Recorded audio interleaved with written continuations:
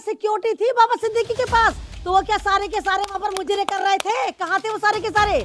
कि Y plus security में अगर एक नेता को मार दिया जाता है तो सवाल खड़ा करता है कि यहाँ पे कहीं ना कहीं सरकार शामिल है इस गैंग माफिया को सुपारी देने में और बाबा सिद्दीकी का कत्ल करवाने में। कि बाबा सिद्दीकी कॉम्युनल नहीं थे, मजहबी नहीं थे, धार्मिक नहीं थे, वो सेकुलर मुसलमान थे। वो जोड़ने की बात करते थे, सबको साथ लेकर चलते थे। और क्या अतीक अहमद को जेल में मरवा दिया गया, पुलिस कस्टडी में मरवा दिया गया, बिहार के शेर शहाबुद्दीन को जेल में मरवा दिया गया, आप देखिए कि मुख्तार अंसारी को जेल में मरवा दिया गया। कुछ ना कुछ ऐसा कोई गेम बची है, क्योंकि महाराष्ट्र में इलेक्शन है। कहीं ना कहीं आप ये देखिए कि बाबा सिद्दीकी को बलि का बकरा बनाकर महाराष्ट्र की पॉलिटिक्स में नया उफान लाने की कोशिश करी जा रही है। तरीके से देखते हैं कि बाबा सिद्दीकी की जो है कुछ लड़कों ने मिलकर करके हत्या कर दी है। कुछ लड़कों ने नहीं, माफियाओं ने, आतंकवादियों ने, देशद्रोहियों ने हत्या करी है, कुछ लड़कों ने हत्या नहीं करी। और जिन बाबा सिद्दीकी का ये मर्डर हुआ, बाबा सिद्दीकी कोई एक आम सा आदमी तो थे नहीं कि जाया किसी मुसलमान को पकड़ा और ठेली वाला था कि फेरी वाला था कि उसकी मॉब लिंचिंग कर दी, कि दाढ़ी वाला देखा तो टोपी वाला देखा तो मॉब लिंचिंग कर दी। बाबा सिद्दीकी एक बहुत रेपुटेटेड नाम थे और एक बहुत, जिसको कहना कि बहुत सर्कुलेटेड नाम थे, क्योंकि रमज़ान में अफ्तार पार्टी के लिए बाबा सिद्दीकी की पहचान बहुत बुलंद थी। हर रमज़ान में बाबा सिद्दीकी एक अफ्तार पार्टी करते थे और तमाम सितारों को अपने यहाँ, तमाम फिल्म इंडस्ट्री, तमाम नेता, हर पार्टी के नेता उनके यहाँ जाते थे। बाबा सिद्दीकी को आप ये तो नहीं कह सकते कि एक कट्टरवादी मुसलमान थे, वो तो एक सेकुलर मुसलमान थे। वो ये नहीं देखते थे कि उनकी अफ्तार पार्टी में आने वाला पंडित आ रहा है, कि दलित आ रहा है, कि मुसलमान आ रहा है, कि बीजेपी से आ रहा है, कि आम आदमी पार्टी से आ रहा है। तो वो तो देश को जोड़ने की बात कर रहे थे, लेकिन जिस लिहाज से उनको माफियाओं द्वारा मरवाया गया, तो ये वाली बात साबित होती है कि भारत में मुसलमानों के लिए किस कदर नफरत बढ़ गई। आपने देखा कि किस तरह शहाबुद्दीन को जेल में मरवा दिया जाता है, आपने देखा कि किस तरह अतीक अहमद को पुलिस कस्टडी में मार दिया जाता है, आपने देखा कि मुख्तार अंसारी को किस तरह जेल में जहर दे के मार दिया जाता है। सारे के सारे मरने वाले मुसलमान थे। और अभी देखिए कि बाबा सिद्दीकी की मौत का जो जिम्मेदारी ले रहा है वो बिश्नोई ग्रुप ले रहा है, तो इन पे तो कोई कार्रवाई नहीं हो रही है। वही है जिन्होंने, अभी आपको याद हो कि सिद्धू मूसेवाला को भी मारा था।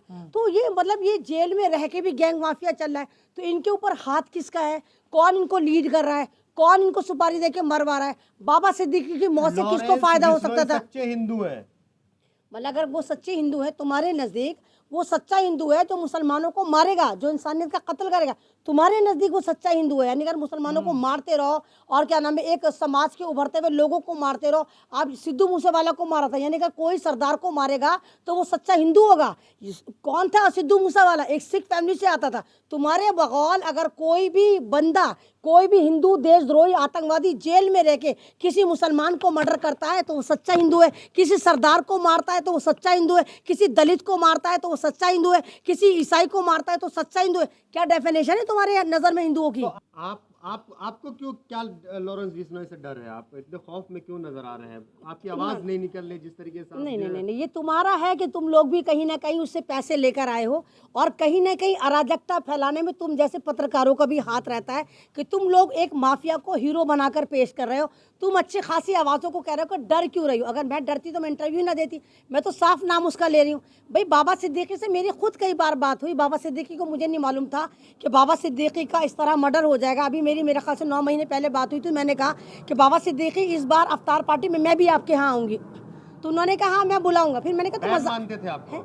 नहीं, बहन मानते थे, क्या मानते थे, पॉलिटिकल नेता के तौर पर, क्योंकि मैं उनको जानती थी कि अफ्तार पार्टी करते हैं। हुई ना उनकी? चलिए बहन हुई, हाँ बहन हुई। एक सामाजिक कार्यकर्ता भी थे, एक नेता थे।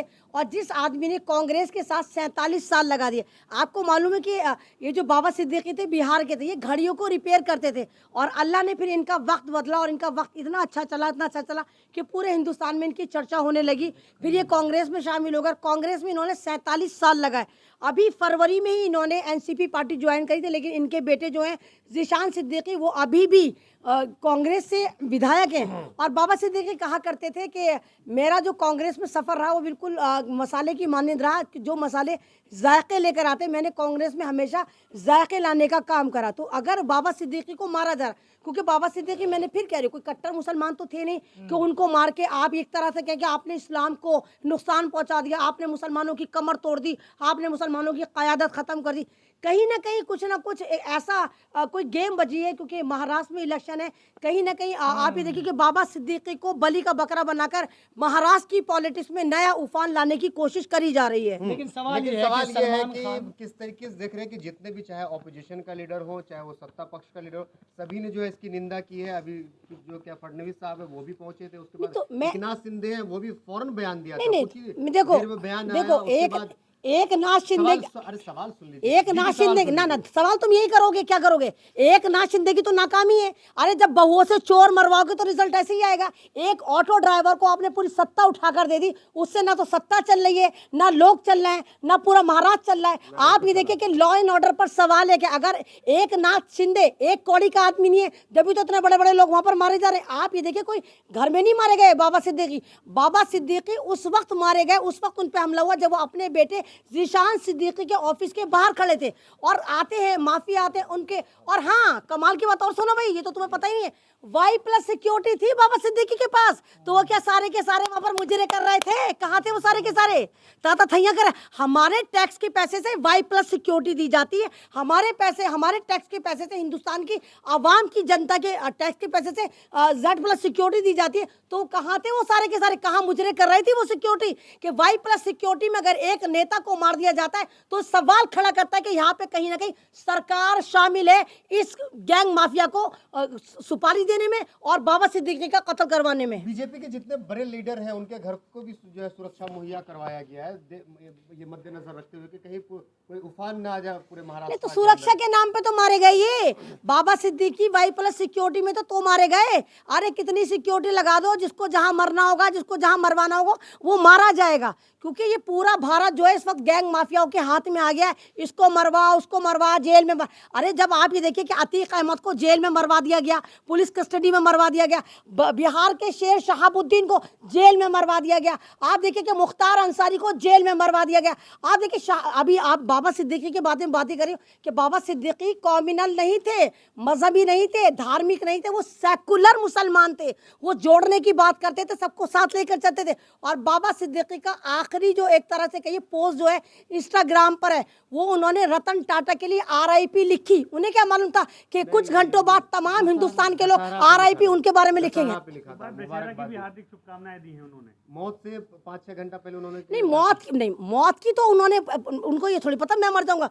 मौत की आखिरी पोस्ट उन्होंने रतन टाटा की लगाई ना, RIP उनको बोला ना। अरे दशहरा RIP थोड़ी होता बेवकूफ, दशहरा शुभकामनाएं होती हैं।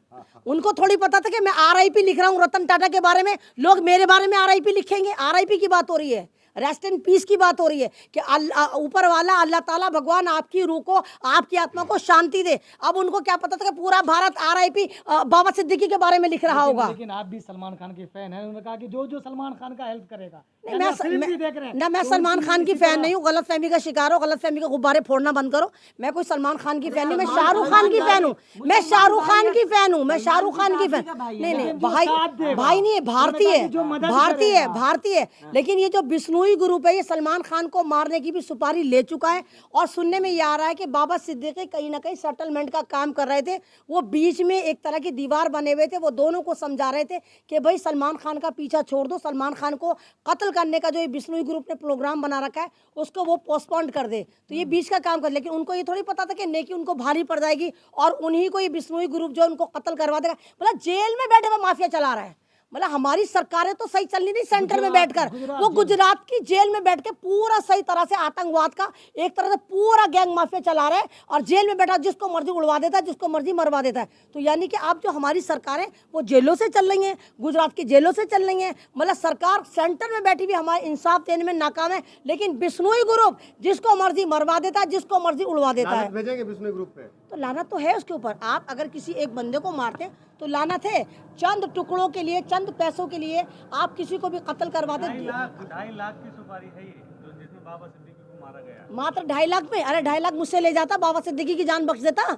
अगर भिखारियों तुम्हारे पास नहीं थे तो 2.5 लाख एमन रिजवी दे देती, लेकिन बाबा सिद्दीकी की जान बख्श देते। लेकिन सवाल ये है कि जिसने हत्या की उनका घर दिखाया गया, फूस का घर है, सेम अतीत की देखो वाली कहानी। देखो भाई, ये सारा ड्रामेबाजी है, ये सारा कोऑर्डिनेट होता है, पहले से प्लान होता है किसकी गली में फंदा फिट करना, हमेशा गरीब के गले में फंदा फिट करा जाता है। ये दिल्ली पुलिस हो चाहे महाराष्ट्र पुलिस हो, सालों साल तो मुजरिम को पकड़ नहीं पाते, लेकिन ऐसे मामले में 3-4 घंटे में इनको फौरन मुजरिम मिल जाए। हाई प्रोफाइल मर्डर में 4 घंटे में इनको मुजरिम मिल गया, फुसाल, इनको पता है कि इन पर कोई कार्रवाई होगी नहीं, इन्होंने सरेंडर कर दिया या इनको पकड़ लिया तो अब सारा केस बंद हो जाएगा। लेकिन इसके पीछे बहुत बड़ा गेम है, बहुत बड़ी लॉजिक है। ये जिन लोगों को पकड़ा है, ये लोग असल मास्टरमाइंड नहीं है, मास्टरमाइंड कोई बहुत ऊपर लेवल पर, जिसको महाराष्ट्र के इलेक्शन में फायदा होगा, उन लोगों ने ये काम करवाया है।